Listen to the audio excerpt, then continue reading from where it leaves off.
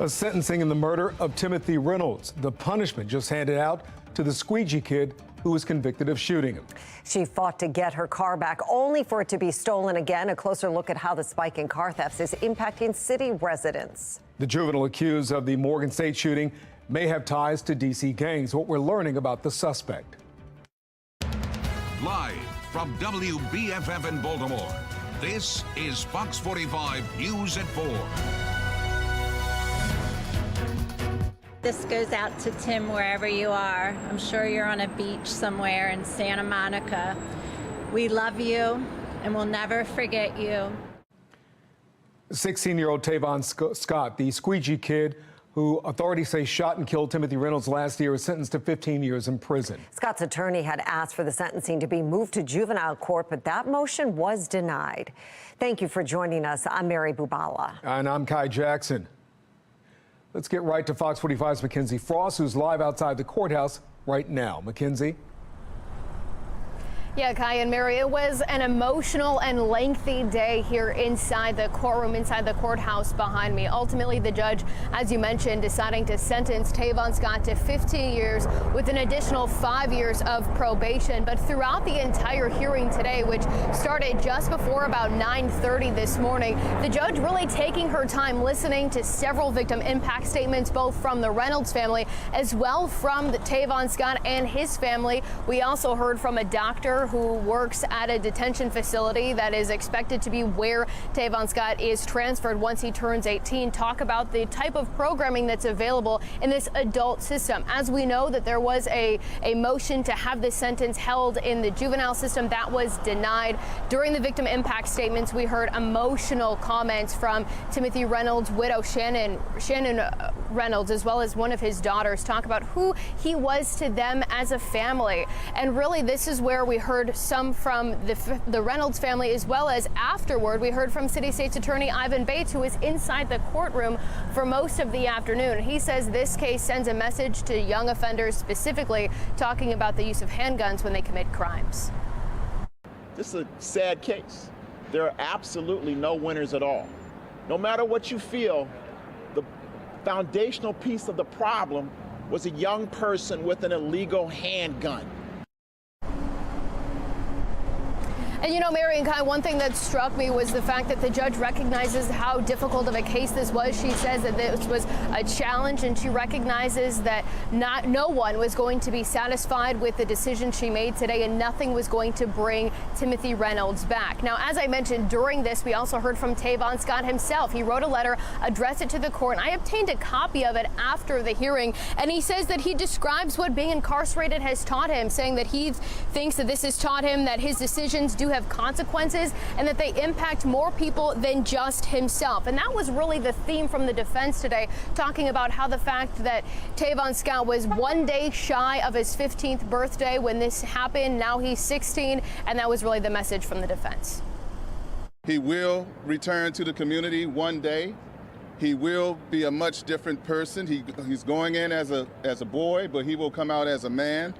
But he will be a changed man. And like I told him in the courtroom, we all make mistakes, but our past mistakes shouldn't define us. They should refine us. And I expect that this young man will be refined when he returns to the community.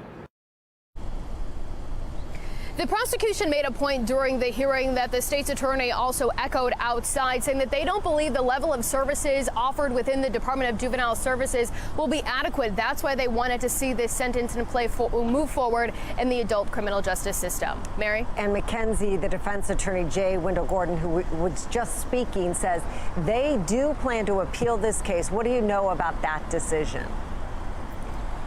Yeah, they talked about that after this hearing. They said they do believe that there are several grounds. I asked them what specific grounds do they believe this case that they have for an appeal. They really say that it all goes back to that juvenile transfer hearing that took place last November. They believe the judge made an error in his ruling to move this to the adult criminal justice system. However, it's unclear when that appeal will actually be filed. But regardless, the attorney for the Reynolds family, Tharu Vignarajah, says they'll be there for all of those hearings.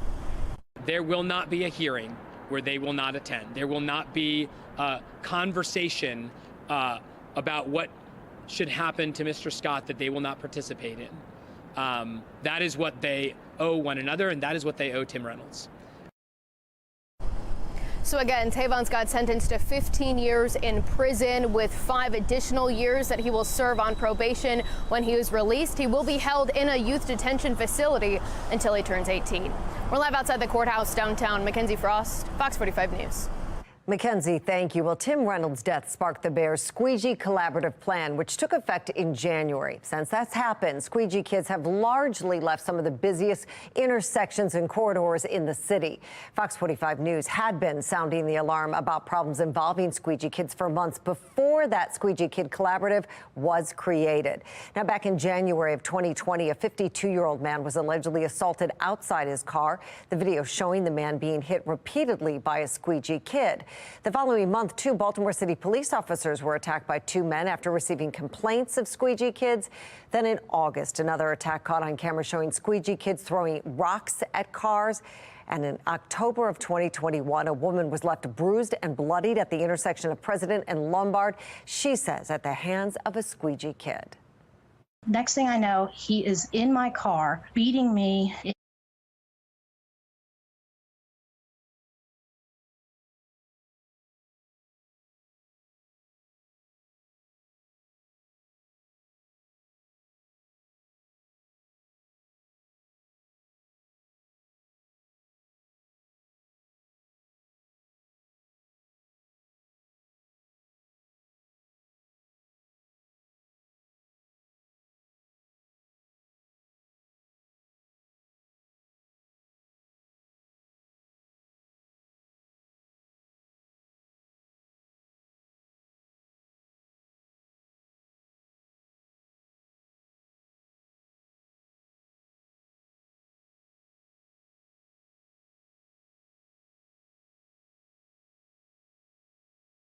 Be recovered after being stolen again last night. She has told me she does believe it was juveniles that struck again.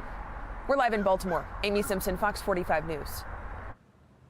Amy, thank you. This brings us to our question of the day. Do lawmakers need to pass tough on crime legislation? We just opened the poll. To make your voice heard, head to foxbaltimore.com/vote. Join us tomorrow, October 24th, for a town hall about public safety and criminal justice. It starts at 7 o'clock inside the Bilingual Christian Church of Baltimore. Mayoral candidate Sheila Dixon will join a panel of public safety experts to answer questions about crime in Baltimore. Fox 45 News has reached out to Mayor Brandon Scott, inviting him to participate several times, but he hasn't responded. If you can't attend in person, you can watch on foxbaltimore.com. You can submit your questions for the panel at foxbaltimore.com/newslinks. As the search continues for Jovan Williams, the 18-year-old suspected of being one of the gunmen in the Morgan State University shooting, the juvenile arrested in the shooting is also tied to a search warrant involving guns and members of a D.C. gang. Alexa Ashwell spoke with a law enforcement expert who says this case is another example as to why reform is needed within the juvenile justice system. The 17-year-old arrested in the Morgan State University mass shooting, also named in this search warrant involving guns and members of a D.C. gang. The warrant was executed back in January 2023, about 8 months before the MSU shooting. In it, the 17-year-old is identified as one of 9 people charged after agents found the group inside of a home in D.C. with nearly a dozen guns. Also listed is 18-year-old Jovan Williams, the second suspect accused of opening fire on MSU's campus. Williams still on the run. These are serious gun crimes. Law enforcement expert Jason Johnson weighing in. About half of the defendants listed on the warrant are juveniles and charged as such, so we won't name them. The other half, young adults. All 9 were charged with 4 gun possession charges, according to the warrant. Johnson questioning why then they were back out on the street. It just goes to show you that not only were they free, but they were also so confident that they were not going to be held accountable that they just continued committing even more serious crimes. So they're not at all dissuaded. Even more troubling, about half of these same defendants are also listed in this federal drug trafficking indictment and identified as members of the long-standing D.C. gang, the Kennedy Street Crew, or KDY. It is not just the danger of the drugs being peddled, It is also the money and firearms associated with these drug operations. They combine to form a toxic mix for fueling violence. Officials announced that takedown back in June.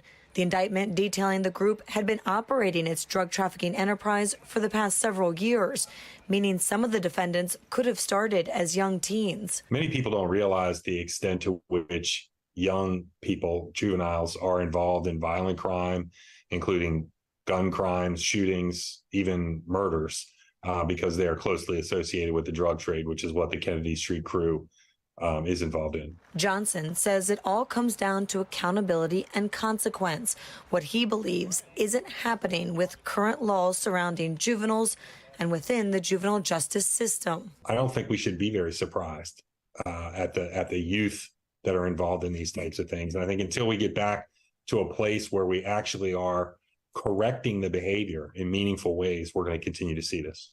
Alexa Ashwell, Fox 45 News. What started the fire? The latest on the investigation into the deadly row home fire that killed a city firefighter last week and left 4 others injured. The manhunt continues for the person accused of killing a Maryland judge. The latest on the search 4 days after the murder. I'm Scott Thuman in Washington with how the war in the Middle East is becoming a larger international threat and what's being done to protect American interests. We are getting ready for a cold night. We're under a frost advisory through tomorrow morning. I'll let you know how cold the temperatures get and when to expect a warm up in my full forecast.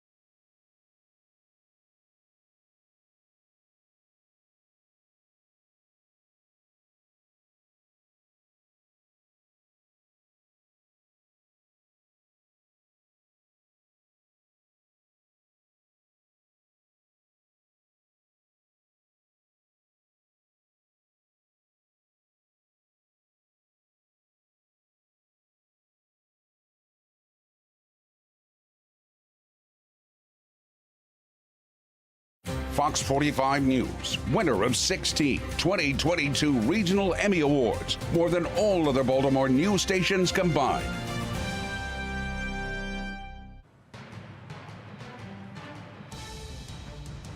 We have continuing coverage on the war in Israel. Hamas has released 2 Israeli hostages. It comes as the U.S. has been urging Israel to delay its ground invasion in Gaza to continue hostage negotiations. Last week, Hamas released 2 Americans they took hostage during the initial attack on Israel. Officials believe they still have more than 200 hostages. Hundreds were killed in Gaza as Israel intensified its airstrikes last night. The Israeli Defense Force says 320 terror targets were struck in Gaza overnight, including tunnels and command centers belonging to Hamas. The Palestinian Health Ministry says last night's attacks alone led to more than 400 civilian deaths.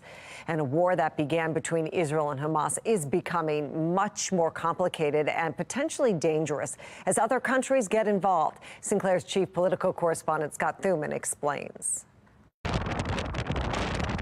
Both from Israel's north and the south, fears of a wider war in the Middle East growing, and how much Iran's involvement as an ally of Hamas will complicate an already explosive situation. Iran's foreign minister announcing he spoke to Hamas leaders about support to Gaza, just as the White House worries how retaliation and a potential ground invasion by Israel would affect American hostages being held there. We've been talking to our Israeli counterparts about their plans, their intentions, their strategy. Israel seeing the next stage of fighting as almost inevitable, showing what it claims is proof. Hamas has considered the use of cyanide or chemical weapons based on evidence recovered from dead militants. And in this material, there were instructions how to produce chemical weapons. Meanwhile, U.S. officials continue to urge Americans to leave countries that are immediately more dangerous, from Lebanon to Iraq. Due to increased tensions in various locations around the world, the potential for terrorist attacks, demonstrations, or violent actions against U.S. citizens and interests, the Department of State advises U.S. citizens overseas to exercise increased caution. Some also suspicious of China's recent military moves as it sent warships to the region after the initial attack on Israel as part of a so-called goodwill tour. China still a major concern in general, as discussed by top intelligence leaders of America's closest allies. There is no country that presents a broader, more comprehensive threat to our ideas, our innovation, our economic security, and ultimately our national security. And as tensions rise, America sending additional air defense systems to the Middle East, as well as the aircraft carrier USS Eisenhower to defend against increased attacks on U.S. military facilities. In Washington, I'm Scott Thuman. The conflict in Israel is having a global impact. This morning, Fox 45 News spoke with Bishop Angel Nunez about the prayer event being held tonight for the hostages and to stand in solidarity with Israel. The group of Hispanic congregations that are gathering tonight, we are praying for the peace of Jerusalem according to Psalms 122:6. We are praying that there be peace in the Middle East. That prayer event is taking place at 7:30 tonight in Severn. For more information, go to foxbaltimore.com. And Fox 45 is partnering with Magen David Adom for Sinclair Cares Humanitarian Relief for Israel. Magen David Adom is the Red Cross affiliate providing emergency medical aid for all people in Israel. To help, you can scan the QR code there on your screen or go to sinclaircares.com.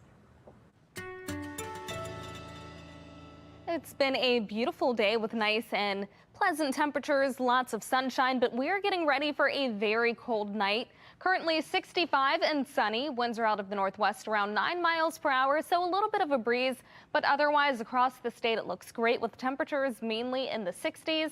As we continue overnight, though, those numbers will drop to the 30s and the low 40s, some of our coldest temperatures of the season so far, and for that reason we are looking at areas of patchy frost possible.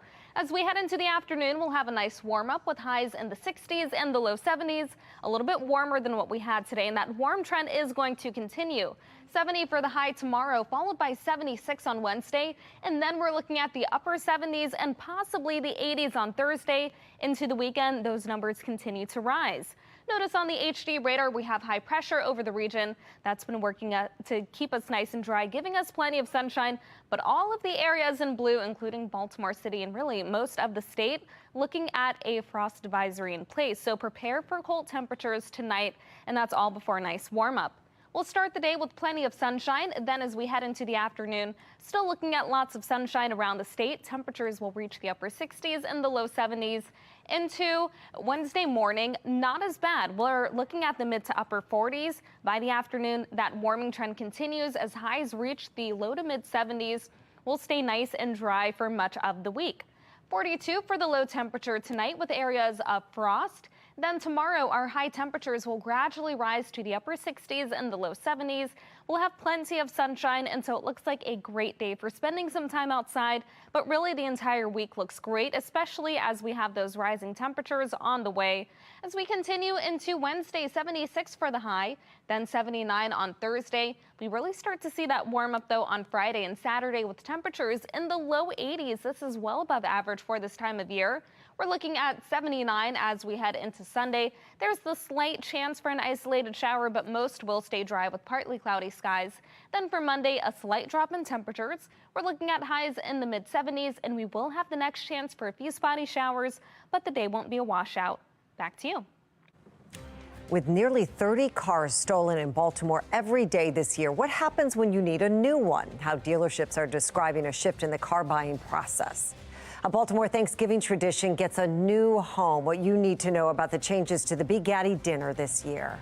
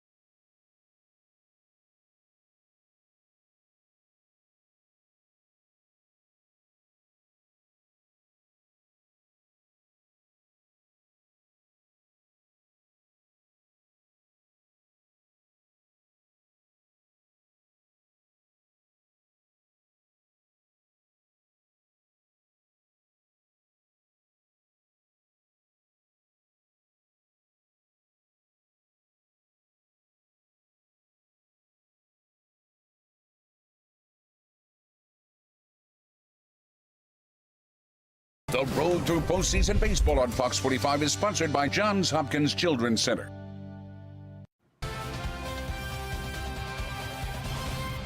As the World Series stage could be set as soon as this evening, the rest of the league is already full-blown off-season mode, and that would include the Orioles. No real work can be done until next month with arbitration decisions and free agency, and then, of course, winter meetings in December. But plenty is still happening behind the scenes. The major issue that will keep GM Mike Elias up is how the Orioles will attack this offseason and the upcoming 2024 season, knowing they are no longer the bottom of the division. The O's will most likely be AL East favorites. The bar is up after winning it and this season in 101 games. And it's not easy for a division that's always one of the best and spends a ton of money to be so.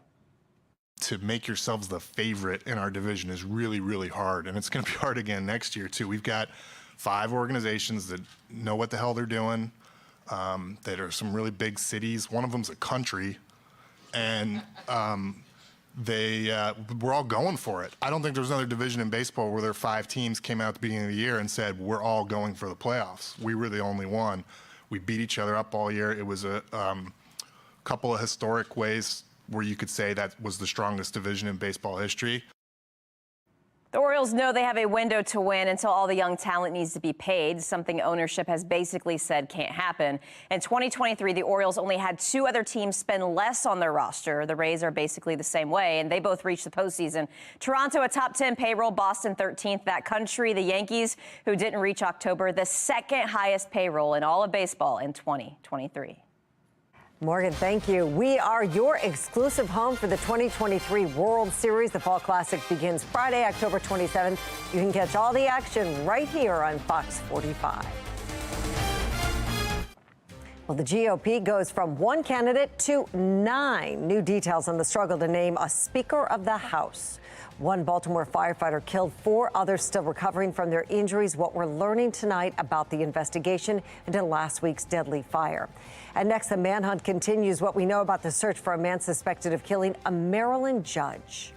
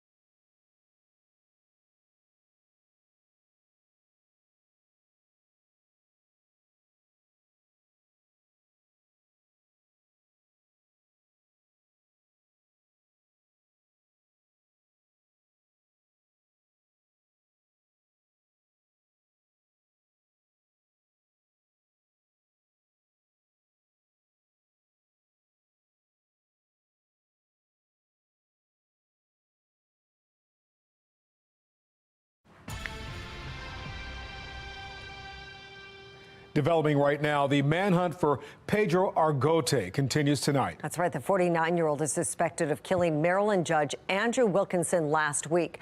Police believe Argote shot Wilkinson just outside of his home. Now, this weekend, officers found the suspect's car, but there's still no sign of Argote himself. Brad Bell from our Sinclair sister station in D.C. has been following this story from the beginning. Brad. Well, you know what? We don't really have any new updates to provide at this hour. We have asked the Sheriff's Department where things stand today, and they have said that repeatedly. No new updates. But there was a tremendous amount of excitement Saturday. They thought they were getting close when that car was found right here in Washington County.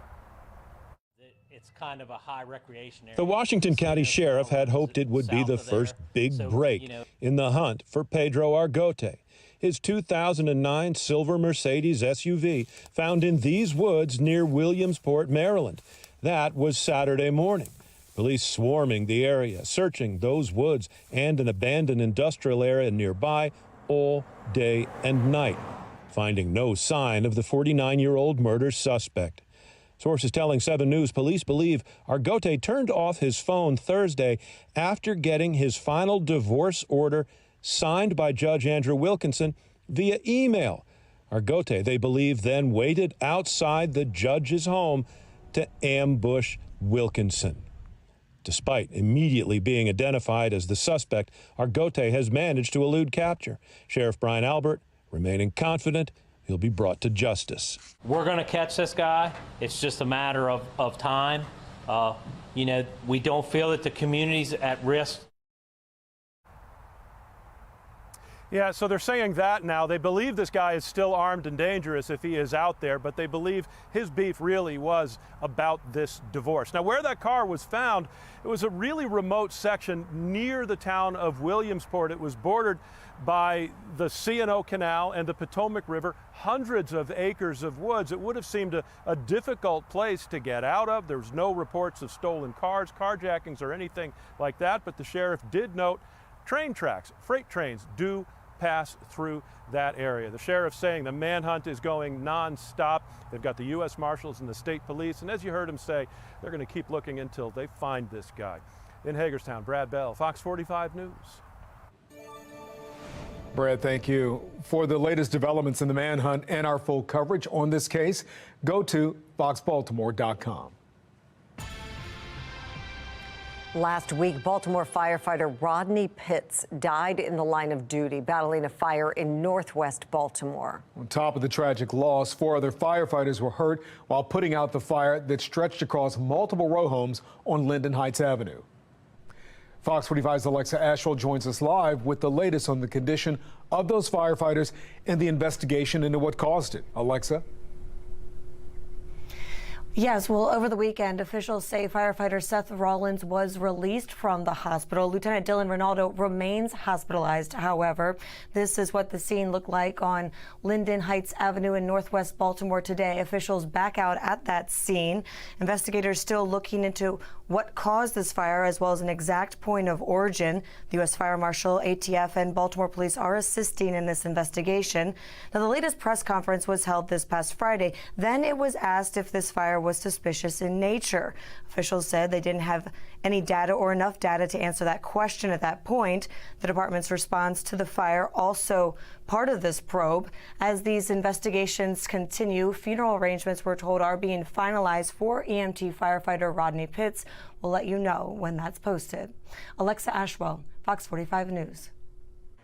Alexa, thank you. Well, the auto theft crisis is not getting any better. According to the most recent data from Baltimore police, more than 8,800 cars have been stolen this year.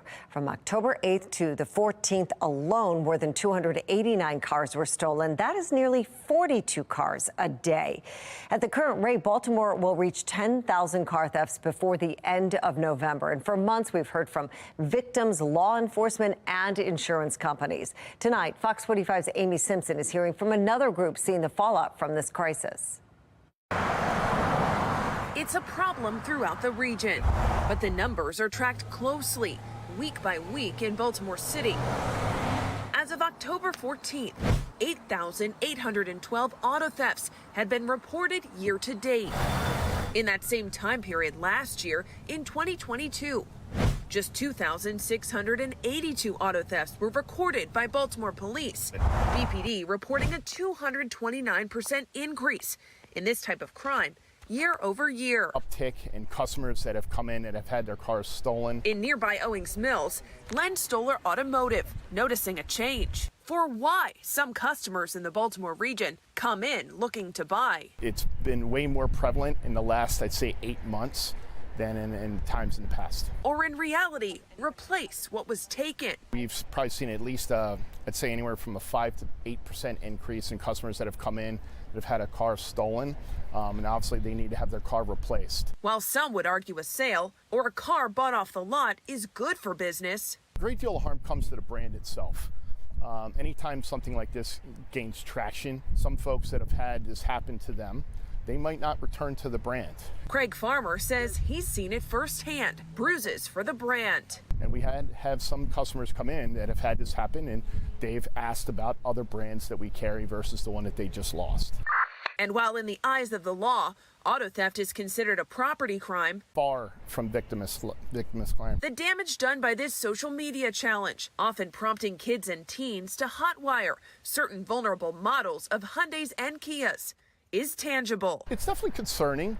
Anytime you hear things like this, like the current trends that are going on in social media, where it's almost become sort of like a game to some of these folks that decide to do it. And not at all a game to the victims, forced to deal with the aftermath. The manufacturers, they're doing everything they can to get in front of this. Amy Simpson, Fox 45 News. We mentioned the frustration from some people who had their cars stolen. Right now, the Pulaski impound lot is home to more than 500 stolen cars, and some people spoke to Fox 45 News about issues at this very lot. One woman saying she had to pay speeding tickets racked up by the thieves before she could get her car back. To go online and pay it. $80. And now I have to go to jump through hoops to try to get them to give me my $80 back. The impound, the Baltimore City impound lot, if you do visit it, you'll notice that there's like sections specifically for Hyundais and Kias that were smashed, and I'm just lucky that my vehicle wasn't one of those. According to Baltimore City Police, only about 3% of those thefts have ended in arrests.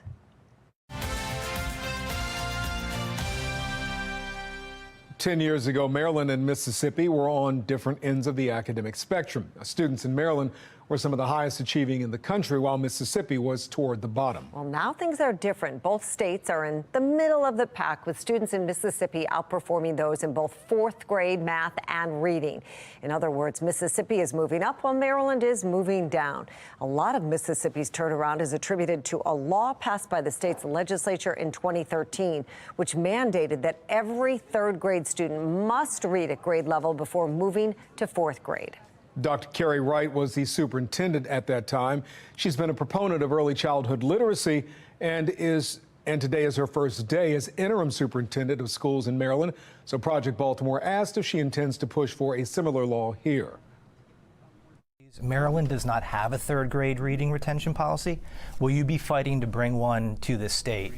I'm going to hold judgment on that until I see what we have in place. I want to make sure that, for me, it's prevention and intervention. So whether we have a retention policy or not, we need to be intervening and providing those kinds of services starting at pre-K. Tonight on Fox 45 News, Project Baltimore takes you back to 2018 when there was a push for Maryland to follow in Mississippi's footsteps with a proposed third grade reading policy, but it didn't pass. We'll tell you why tonight. Well, looking ahead to one of Baltimore's biggest Thanksgiving gatherings is getting a new home. The Big Gaddy Thanksgiving dinner is changing venues. Each year, the dinner provides roughly 15,000 meals to people in need. We're going to do everything we can to move those that normally come out to our Thanksgiving dinner to receive the food, clothes, and other items. The 41st annual Big Gaddy dinner is now set to take place at the Middle Branch Fitness and Wellness Center on Thanksgiving Day. For more information on the event, how to volunteer or get help, head to foxbaltimore.com.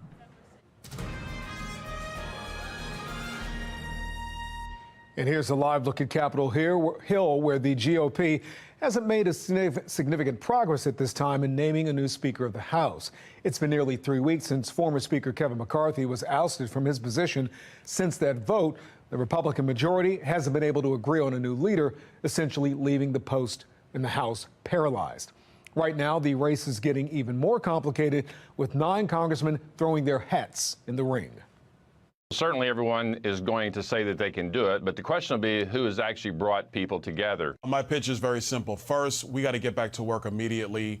We have to get these appropriation bills done. We must secure our border. Republicans are planning on meeting behind closed doors to hear from each candidate before voting on who they want their next nominee to be. A vote on the floor is expected tomorrow. Can you keep your kids healthy on Halloween? Fox 45 News hears from an expert on making sure your children don't go overboard with candy. Over the next few hours, temperatures will quickly drop. We'll go from the 60s around 5 p.m. to the 50s by 7 p.m. And then tomorrow morning, the 30s and 40s. I'll let you know how cold the temperatures get and when to expect the next warm up in my Weather Authority forecast.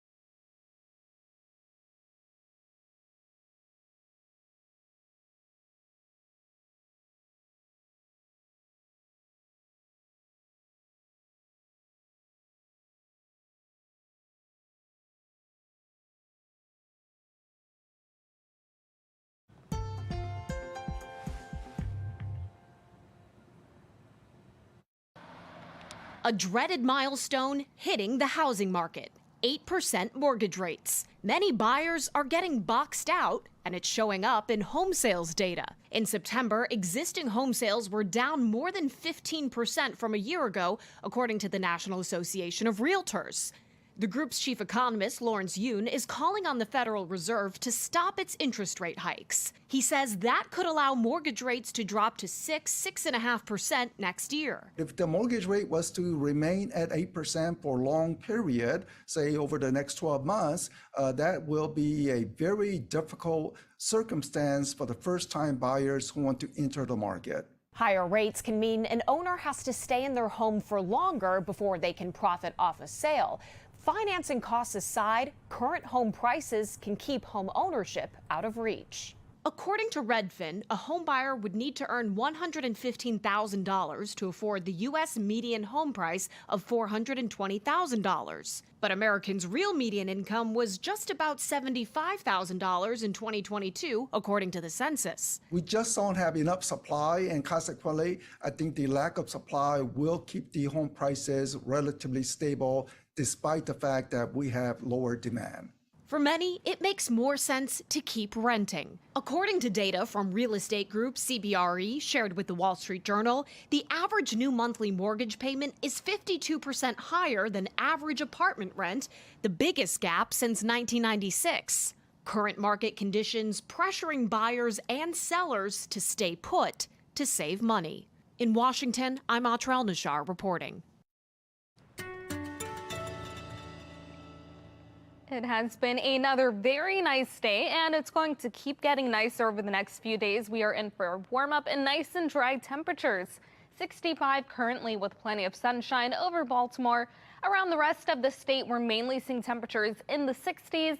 It's a little breezy, but overnight, get ready for the cold temperatures. We're looking at lows falling to the 30s and the low 40s. That means that you may be waking up to areas of patchy frost in the morning. By the afternoon, expect higher temperatures. We're looking at the upper 60s and the low 70s, and the warming trend will continue. For Wednesday, we're talking 76 and then the upper 70s and possibly the low 80s on Thursday. That warming trend will continue into the weekend. Notice we've got high pressure over our region, keeping us nice and dry. Many areas around the region are in blue. That is for a frost advisory. So waking up tomorrow morning, expect those cold temperatures and possibly some frost. If you do have any plants outside that you can move indoors, you may want to do that. We'll start with plenty of sunshine for the morning, then by the afternoon, still looking at nice and sunny skies as temperatures reach the upper 60s and low 70s. As we move forward and we enter Wednesday morning, it won't be as bad. We'll start with a few more clouds, but temperatures in the mid to upper 40s will be a little more mild and closer to average. Then by the afternoon, we're looking at those high temperatures reaching the low to mid 70s. 42 for the low overnight with areas of frost and a light breeze with winds out of the northwest around 5 to 10 miles per hour. Then as we head into the afternoon, our temperatures will gradually rise to the upper 60s and the low 70s. We'll have lots of sunshine throughout the day, so if you plan on spending some time outside, maybe doing some yard work, it looks good for that. But the entire week looks very nice. We're talking a mostly dry forecast, and we also have those temperatures on the rise. Mid-70s for Wednesday, that's above average for this time of year. Then we're talking the upper 70s and over 10 degrees above average on Thursday. The low 80s on Friday and Saturday, so nice as we enter the weekend. We'll have plenty of sunshine on both days. For Sunday, we're looking at mostly dry weather, but an isolated shower can't be ruled out. Highs remain above average in the upper 70s, and then we're looking at the mid-70s for Monday. We'll have mostly cloudy skies and the chance for a few spotty showers, but the day won't be a washout. Back to you. Jasmine, thank you for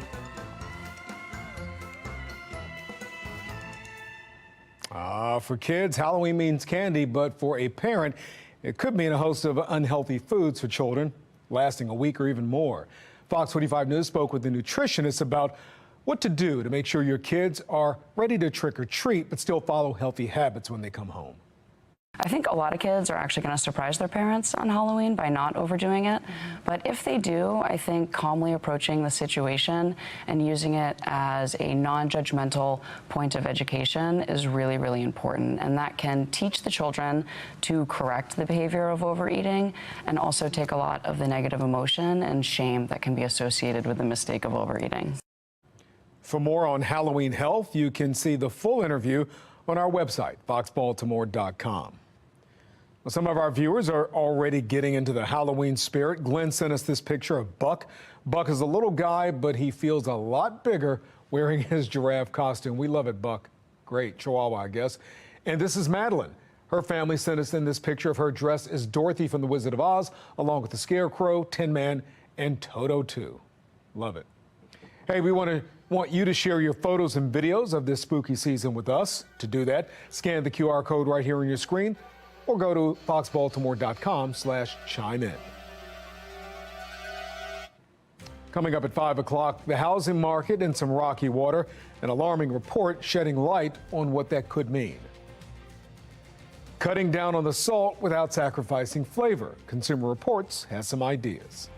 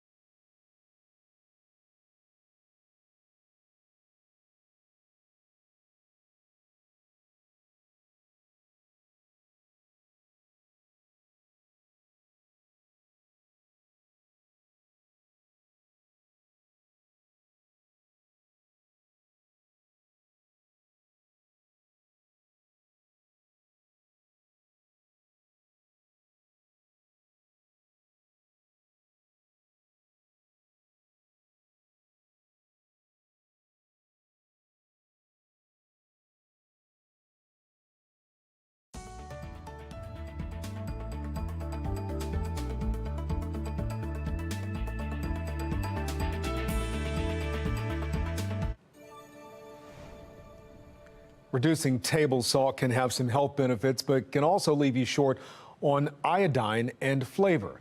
Doctors say there are ways to make up for this important mineral. Fox 45's Tom Rogers has a closer look at some salt substitutes that can make your taste buds happy. I'll usually use some dry herbs, some lemon juice, or apple cider vinegar. It all depends on what I'm making. Marcy Cameron has high blood pressure, so she finds ways to cut the salt. However, cutting iodized salt can mean shorting herself on an important nutrient, iodine. Our bodies are unable to make this mineral, yet it's key for a healthy thyroid. Dr. Carlos Navarro, a cardiologist in New York, says table salt may be a good source of iodine, but it makes more sense to get this element through the foods that we eat. If you can, just get your iodine from natural sources, fish, shellfish. Just try to get things that are from the sea. Most of them are the ones that are like rich in iodine. Most adults need about 150 micrograms of iodine a day, and we can get 158 micrograms of 3 ounces of cod. Dairy is also a good source. Consumer Reports tested some popular salt alternatives that have less sodium than salt, and some even supply iodine. We wanted to determine how the products worked as a salt swap, to see if we could tell the difference and if they were better or worse than regular salt. Now, at the top of the list is a light salt, which is a blend of iodized salt and potassium chloride. This tastes the closest to table salt with half the sodium. MSG came in second with 60% less sodium than salt. It adds umami, which bumps up the taste of your food since some of the salt alternatives contain sodium. Well, Marcia says she'll use them in her cooking, but only sparingly. Experts say most of the sodium we consume comes from salt in packaged and processed foods and is often not iodized. Also, popular sea salts like sea, Himalayan, or kosher salts are not good sources of iodine. Tom Rogers, Fox 45 News.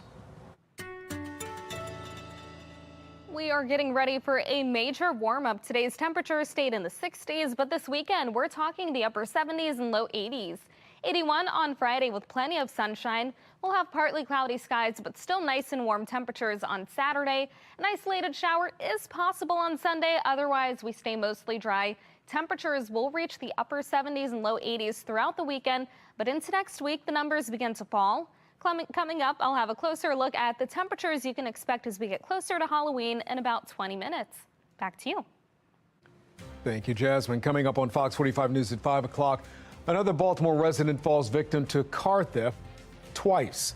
The calls for change as robberies continue.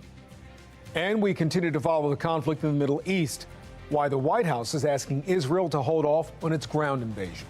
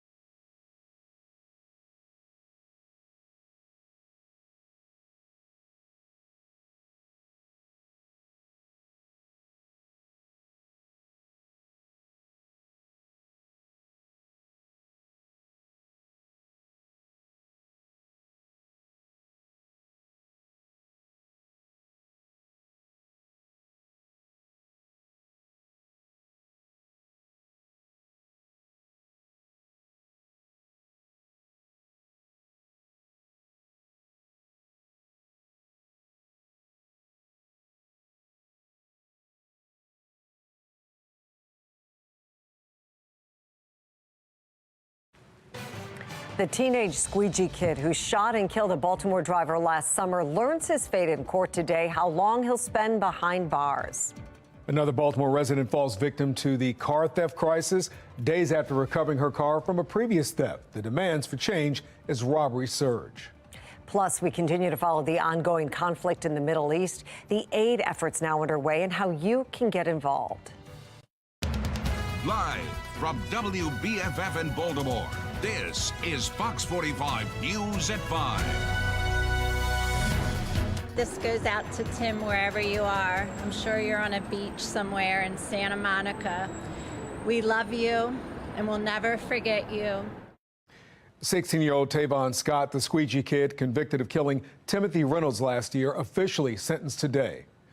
Thank you for staying with us. I'm Kai Jackson. And I'm Mary Bubala. Scott's attorney had asked for the sentencing to be moved to juvenile court, but that motion was denied. Fox 45's Mackenzie Frost was in court and brings us the latest. Mackenzie?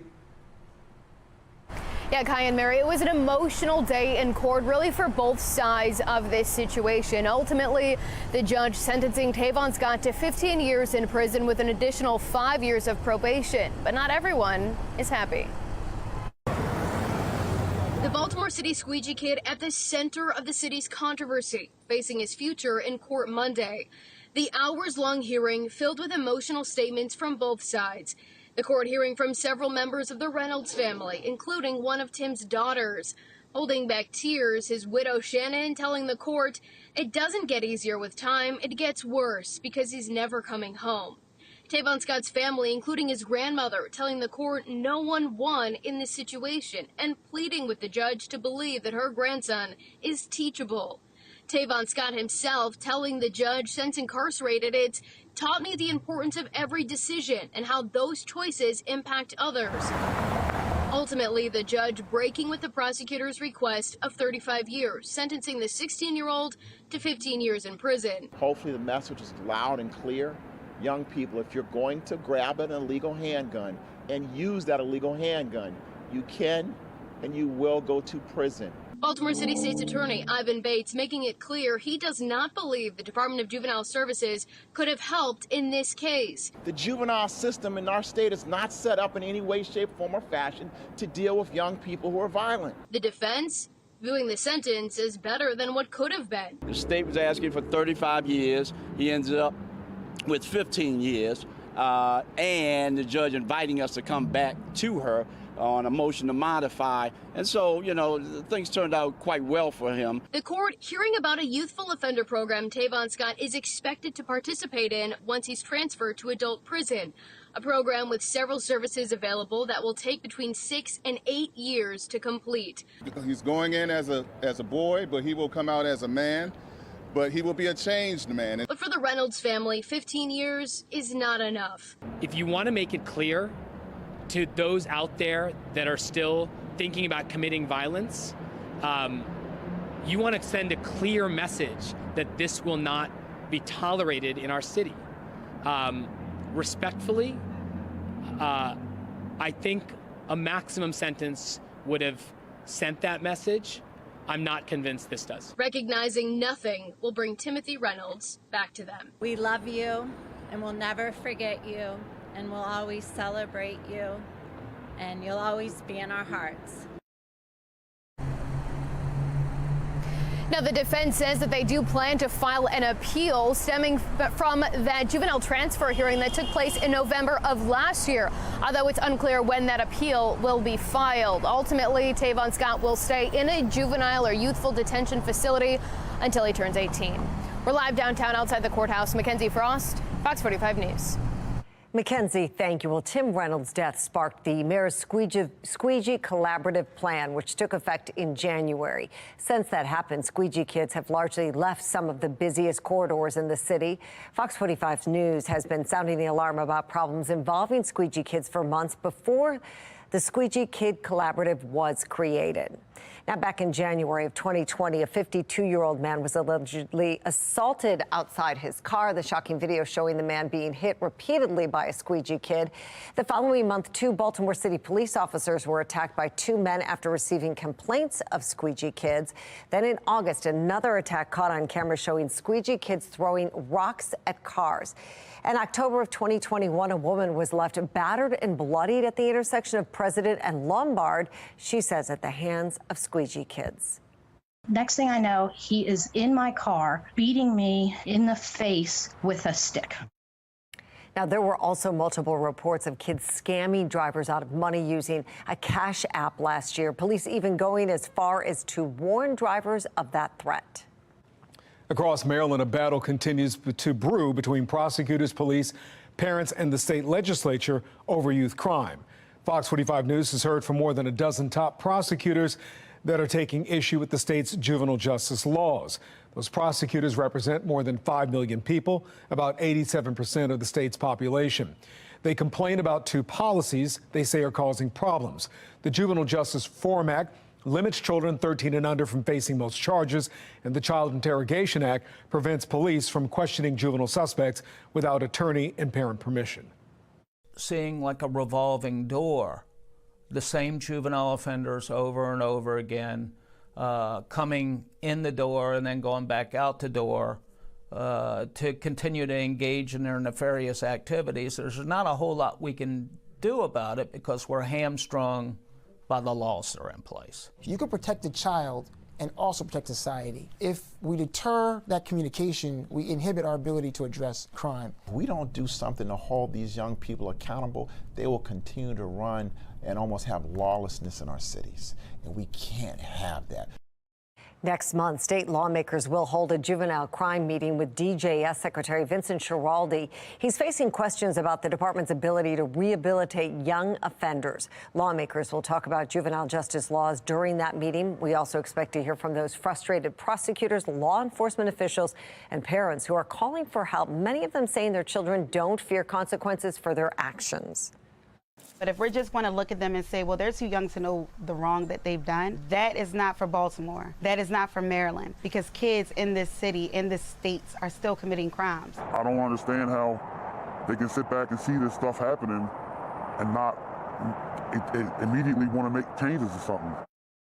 You want to contact your state lawmaker about public safety. House Speaker Adrian Jones and Senate President Bill Ferguson are 2 of the most powerful lawmakers in Annapolis. Their phone numbers, email addresses right there on your screen. More than 8,800 cars have been stolen in Baltimore this year, and right now the city is on pace to see more than 10,000 cars stolen by the end of November. This is a look at a city impound lot where hundreds of recovered vehicles are waiting to be reclaimed by their rightful owners. Now, Fox 45 has been detailing the struggles Baltimore residents are facing in trying to get their stolen cars back. Some facing having to pay tickets racked up by criminals, others being forced to give up on their cars entirely. Tonight, Fox 45's Amy Simpson spoke with one person who will now have to go through that process for a second time. Amy? Yes, Mary. So some would say lightning won't strike in the same place twice, but one Baltimore woman would likely dispute that.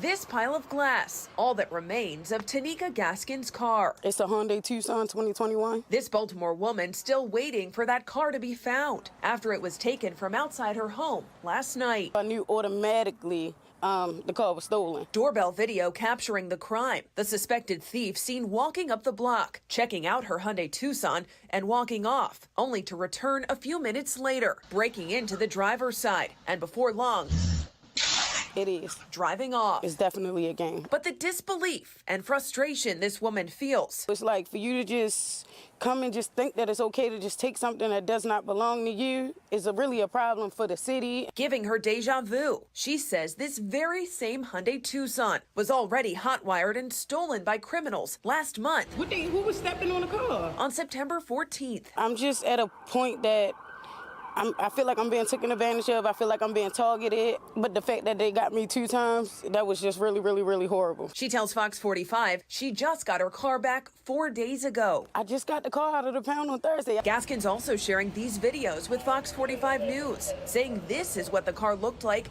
after it was stolen the first time. Oh, they did. The ignition in shambles, car's interior a mess, front tire blown out, and even footprints on the hood. You're taking stuff out from people that's really, really working hard. I didn't steal to get this vehicle. I worked hard to get it. This woman distraught after finding herself the victim again, questioning who will pay to clean up her mess. I need somebody to be held accountable for it. Whether it's the parents, something has to give. Because if it was my child, you would want you would want that in return. And my child not out here stealing cars and popping ignitions. Now today, Baltimore police tell me 2 teens, a 15-year-old and a 17-year-old, were arrested in connection to that car theft of Gaskin's car the first time last month. Her car is still missing as of this afternoon. She does believe it was a juvenile who was responsible. We're live in Baltimore. Amy Simpson, Fox 45 News. Amy, thank you. If you have a stolen car story or know someone who's been impacted by the spike in auto thefts, we want to hear about it. Just scan the QR code right there on your screen. Tell us what happened or send an email to news@foxbaltimore.com. A source has confirmed the juvenile arrested at the Morgan State University mass shooting is tied to a recent search warrant involving guns and gang members of a D.C. gang. Alexa Ashwell spoke with a law enforcement expert who says this case is another example as to why reform is needed in juvenile justice. The 17-year-old arrested in the Morgan State University mass shooting, also named in this search warrant involving guns and members of a D.C. gang. The warrant was executed back in January 2023, about 8 months before the MSU shooting. In it, the 17-year-old is identified as one of 9 people charged after agents found the group inside of a home in D.C. with nearly a dozen guns. Also listed is 18-year-old Javon Williams, the second suspect accused of opening fire on MSU's campus. Williams still on the run. These are serious gun crimes. Law enforcement expert Jason Johnson weighing in.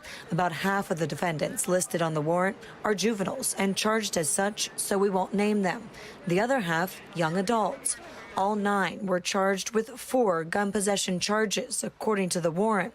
Johnson questioning why then they were back out on the street. It just goes to show you that not only were they free, but they were also so confident that they were not going to be held accountable that they just continued committing even more serious crimes. So they're not at all dissuaded. Even more troubling, about half of these same defendants are also listed in this federal drug trafficking indictment and identified as members of the long-standing D.C. gang, the Kennedy Street Crew, or KDY. It is not just the danger of the drugs being peddled, it is also the money and firearms associated with these drug operations. They combine to form a toxic mix for fueling violence. Officials announced that takedown back in June. The indictment detailing the group had been operating its drug trafficking enterprise for the past several years, meaning some of the defendants could have started as young teens. Many people don't realize the extent to which young people, juveniles, are involved in violent crime, including gun crimes, shootings, even murders. Because they are closely associated with the drug trade, which is what the Kennedy Street Crew is involved in. Johnson says it all comes down to accountability and consequence, what he believes isn't happening with current laws surrounding juveniles and within the juvenile justice system. I don't think we should be very surprised at the youth that are involved in these types of things. And I think until we get back to a place where we actually are correcting the behavior in meaningful ways, we're going to continue to see this. Alexa Ashwell, Fox 45 News. That brings us to our question of the day. Do lawmakers need to pass tough on crime legislation? To make your voice heard, go to foxbaltimore.com/vote. And you can join us tomorrow night at 7 for a town hall focused on public safety and criminal justice. It's happening at the bilingual Christian Church of Baltimore. Mayoral candidate Sheila Dixon will be joining a panel of public safety experts to answer your questions about the crime fight in Baltimore. Fox 45 News has reached out to Mayor Scott, inviting him to participate several times, but he has yet to respond. If you can't attend in person, you can watch on foxbaltimore.com. You can also submit the questions you have for the panel right now. Head to foxbaltimore.com/newslinks. Still ahead, alarming new report shining a light on the state of the housing market, why some experts warn it could get worse. But first, the Orioles are already looking ahead to next season. Morgan Atsit's breaking down all of the highlights. We are getting ready for a cold night, and some of the coldest temperatures of the season. We'll be waking up to the 30s and the 40s in the morning, and possibly areas of frost. Coming up, I'll let you know when to expect our next warm-up in my full forecast.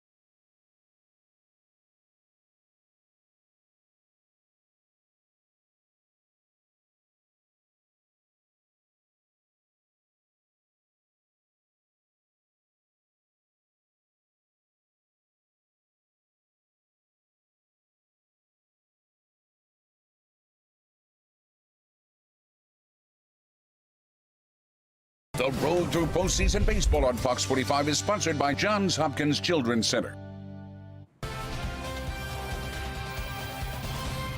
As the World Series stage could be set as soon as this evening, the rest of the league is already full-blown off-season mode, and that would include the Orioles. No real work can be done until next month with arbitration decisions and free agency, and then, of course, winter meetings in December, but plenty is happening behind the scenes. The major issue that will keep GM Mike Elias up is how the Orioles will attack this offseason and the upcoming 2024 season, knowing they will no longer be at the bottom of the division. The O's will most likely be AL East favorites. The bar is up after winning it this season and 101 games. And it's not easy for a division that's already one of the best and spends a ton of money to do so. To make yourselves the favorite in our division is really, really hard. And it's going to be hard again next year, too. We've got 5 organizations that know what the hell they're doing, that are some really big cities. One of them's a country. And we're all going for it. I don't think there's another division in baseball where there are 5 teams came out at the beginning of the year and said, we're all going for the playoffs. We were the only one. We beat each other up all year. It was a couple of historic ways where you could say that was the strongest division in baseball history. Elias also knows the Orioles have a window to win until all that young talent needs to be paid, something ownership has basically said it's going to be tough to make happen. In 2023, the O's only had 2 other teams spend less on their roster. The Rays basically the same, and they both reached the postseason. Toronto, a top 10 payroll, Boston 13th. The Yankees, that country he referenced, did not reach October, but the second highest payroll in baseball this season. Mark, thank you. We are your exclusive home for the 2023 World Series. The Fall Classic begins Friday, October 27th. You can catch all the action right here on Fox 45. We've been enjoying a nice and dry pattern, comfortable fall temperatures, but we have a big warm-up coming up later this week. Currently, temperatures slightly below average, 64 and sunny over Baltimore.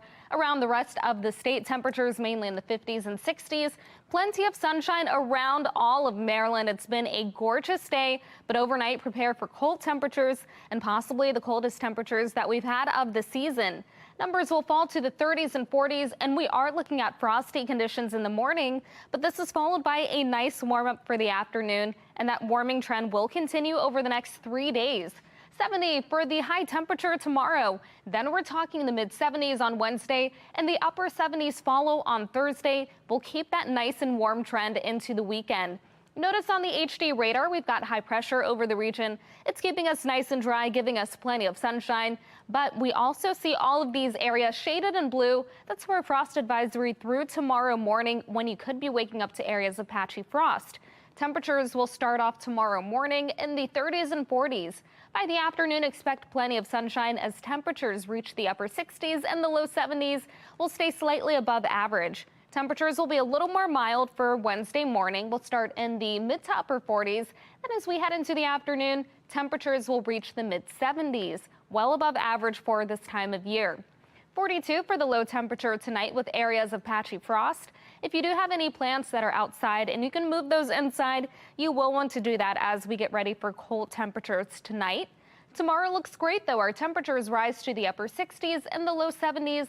We'll have plenty of sunshine for another beautiful day. And if you have the chance to get outside tomorrow, it looks great, but really the entire week will be nice, especially with the dry pattern and rising temperatures. 76 for the high on Wednesday, 79 on Thursday, and then we're looking at 81 on Friday and Saturday. Great for the weekend. We'll be in the upper 70s on Sunday with mostly dry weather, but we do have our next weather maker coming on Monday. We'll have the chance for a few spotty showers, but it won't be a washout. High temperatures will reach the mid-70s. Back to you. Jasmine, thank you. Still ahead tonight, a Maryland judge shot down right outside of his Hagerstown home, the ongoing search for the suspect, and why some believe it was an act of revenge. I'm Dee Dee Gatton in Washington. After rental price highs during the pandemic, where research indicates rents are now, and get ready for where they could be heading.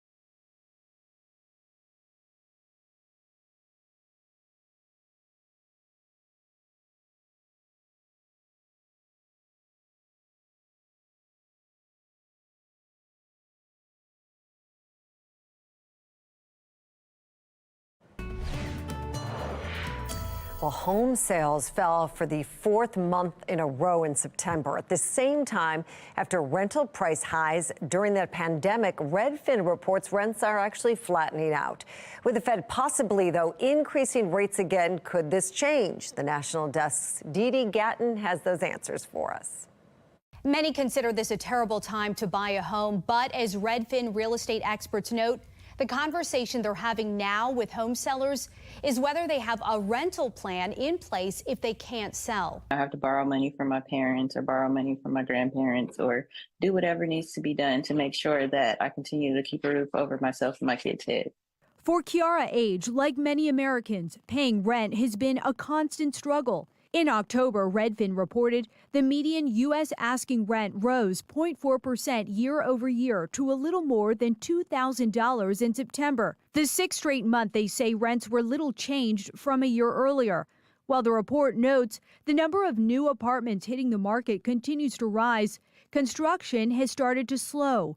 Real estate agent Taylor Yates has also seen people renting homes, but expects a new trend to emerge. Part of the reason there was a run up in rents for single family homes was the pandemic, which drove people out into the suburbs or even the exurbs of cities. And now people are moving back, either because they're being pulled back to the office or because they enjoy the quality of life in a city. I think there will be a divergence between single family home rental prices and apartment rental prices. Should the Fed raise interest rates again, Yates says there will be fewer buyers, which means they're staying in the rental market, which pushes up the cost. It's just so unpredictable. Recent Redfin research indicates asking rents are climbing in the Midwest and Northeast and falling in the West.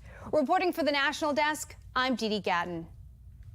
Coming up after the break, a week since a row home fire left one firefighter dead, 4 others injured. Fox 45 News demanding solutions from city leaders to prevent a future tragedy. A Senate staffer robbed at gunpoint near Capitol Hill. I'm Kayla Gaskins in Washington. Coming up, how big city leaders are responding to rising crime.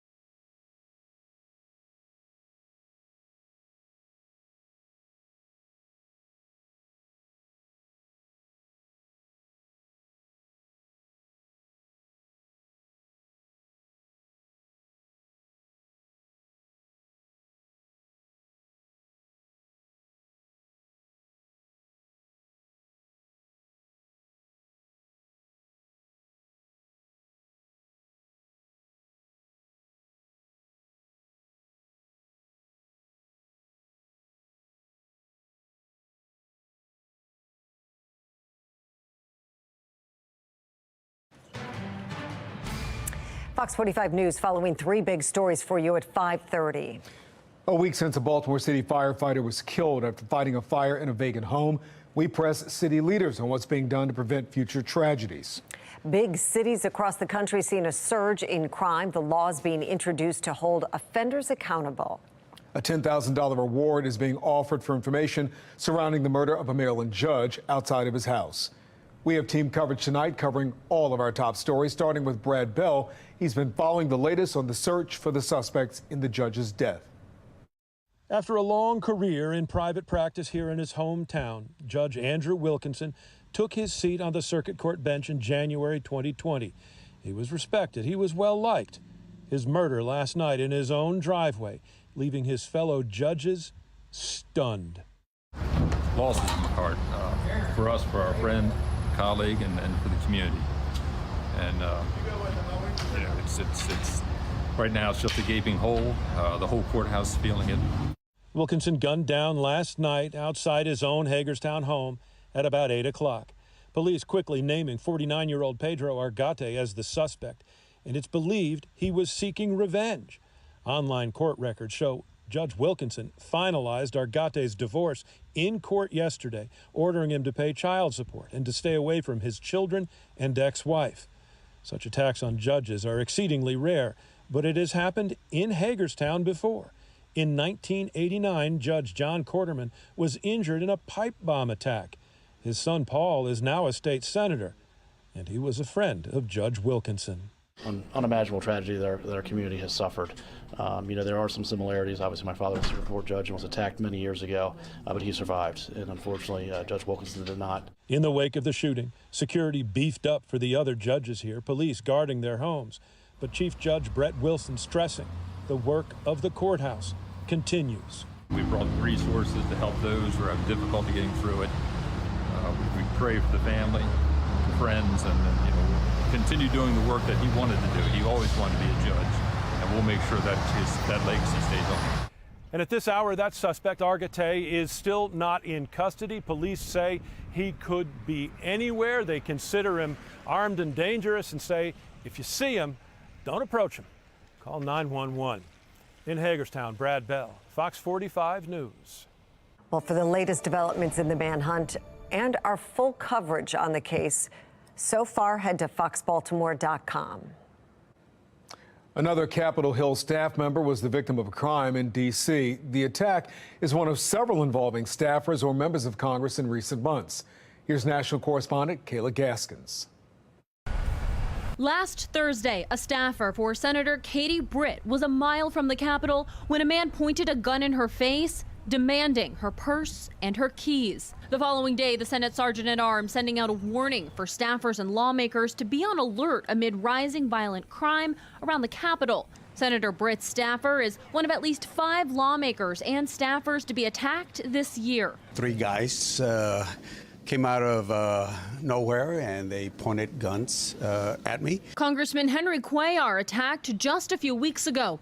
D.C.'s council voting to extend emergency crime legislation. Mayor Muriel Bowser admitting the council has had the wrong approach in the past. Those issues relate to defunding the police. Scary moments unfolding outside a daycare in Seattle. Gunfire erupting while 24 kids were inside. They hid behind a wall in the bathroom. A bullet piercing the daycare's window.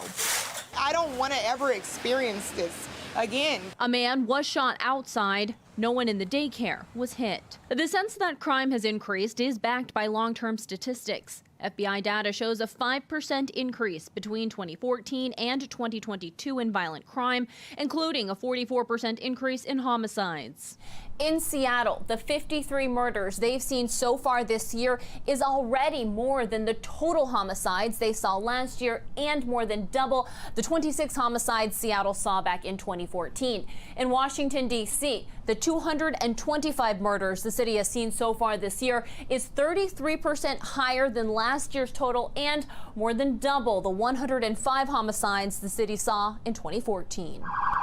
These violent crime statistics come as more big city leaders change their tune on the defund the police movements. Places such as Houston and Milwaukee are making efforts to increase police resources. In Washington, I'm Kayla Gaskins. Last week, Baltimore City firefighter Rodney Pitts died in the line of duty, succumbing to injuries he suffered battling a fire in northwest Baltimore. On top of the tragic loss, 4 other firefighters were hurt putting out the fire that stretched across multiple row homes on Linden Heights Avenue. Fox 45's Alexa Ashwell has the latest on the condition of those firefighters and the investigation into what caused it. Officials say over the weekend, firefighter Seth Robbins was released from the hospital. However, Lieutenant Dylan Ronaldo remains hospitalized. This is what the scene looked like on Linden Heights Avenue in northwest Baltimore today. Investigators back out at that scene. Investigators still looking into what caused the fire as well as an exact point of origin. The U.S. Fire Marshal, ATF, and Baltimore Police all assisting in this investigation. The latest press conference was held this past Friday. Then it was asked if this fire was suspicious in nature. Officials said they didn't have any data or enough data to answer that question at that point. The department's response to the fire also part of this probe.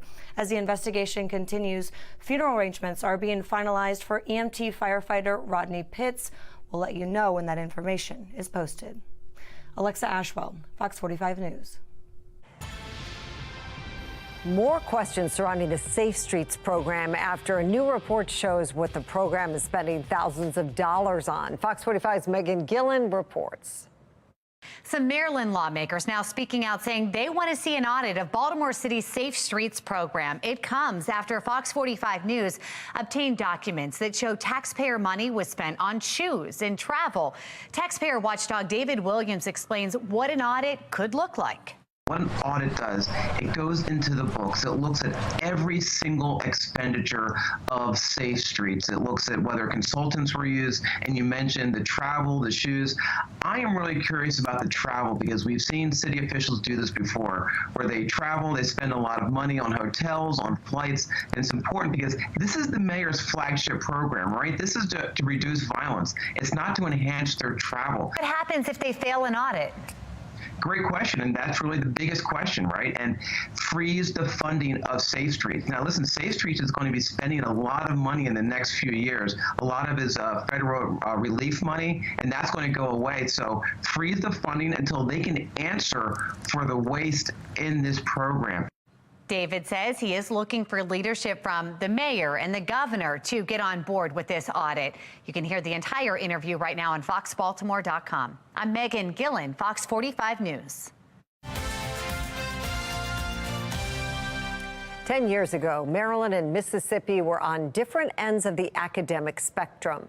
Students in Maryland were some of the highest achieving in the nation, while Mississippi was toward the bottom. Now things are a bit different. Both states are in the middle of the pack, with students in Mississippi outperforming those in both 4th grade and math and reading. In other words, Mississippi is moving up while Maryland is moving down. A lot of Mississippi's turnaround is attributed to a law passed by that state's legislature in 2013, which mandated every 3rd grade student must read at grade level before moving to 4th grade. Dr. Carrie Wright was the superintendent at that time. She has been a proponent of early childhood literacy, and today is her first day as interim superintendent of schools in Maryland. Project Baltimore asked if she intends on pushing for a similar law here. Maryland does not have a 3rd grade reading retention policy. Will you be fighting to bring one to the state? I'm going to hold judgment on that until I see what we have in place. I want to make sure that, for me, it's prevention and intervention. So whether we have a retention policy or not, we need to be intervening and providing those kinds of services starting at pre-K. Well, tonight on Fox 45 News, Project Baltimore takes you back to 2018 when there was a push for Maryland to follow in Mississippi's footsteps with a proposed 3rd grade reading policy, but it didn't pass. We'll tell you why tonight. Palestinian health authorities say the death toll in the Gaza Strip jumped by more than 400 in a single day. It's now surpassed 5,000. This after Israel said it launched hundreds of strikes on the region overnight. Israeli strikes have hurt more than 15,000 people in Gaza, according to Hamas-run health ministry. In Israel, more than 1,400 people have been killed and more than 5,400 have been hurt since Hamas's attack October 7th. The Biden administration is asking Israel to delay its ground invasion of Gaza to get more time for hostage negotiations. President Biden and Prime Minister Benjamin Netanyahu have discussed ongoing efforts to secure the release of over 200 remaining hostages taken by Hamas.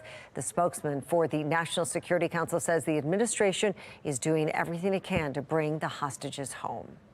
But it's hard stuff to get done, and that's why our diplomats are on the ground. Ambassador Satterfield specifically appointed for this purpose to get aid in and to get people out, Americans out. He's working on this literally every single hour of every single day. U.S. officials have been working with Israeli counterparts on their military execution plans. 2 American hostages were released Friday. While they have their differences, President Biden and Senate Minority Leader Mitch McConnell are on the same page regarding aid for Ukraine and Israel. Both want aid for the countries. Tied together, Biden is asking for a $106 billion package split between Israel and Ukraine. McConnell says threats from Russia, China, and Iran are tied together. It's all connected. You can't separate out one part of it and say, oh, we're only going to deal with this. It's all connected. The Iranians are a threat to us as well. And so this is an emergency. It's an emergency that we step up and deal with this axis of evil: China, Russia, Iran. Aid to Israel has broad support in Congress, but some House Republicans are pushing back against that bundling the two together, believing the issues are separate. You can help the people of Israel. Sinclair is proud to partner with Magen David Adom for Sinclair Cares Humanitarian Relief for Israel. Your donations will help efforts to bring humanitarian relief and emergency medical services to Israel. To learn how you can help, go to sinclaircares.com or scan the QR code on your screen. Coming up after the break, online dating could cost you big if you aren't careful. How you can avoid dating app scammers. Halloween is next week, and kids across the country will be getting hopped up on candy. We speak to an expert about moderation. And most of the state is under a frost advisory through tomorrow morning as we get ready for the 30s and 40s overnight. Fortunately, we're talking a warm up by the end of the week. I'll let you know how high the numbers get in my Weather Authority forecast.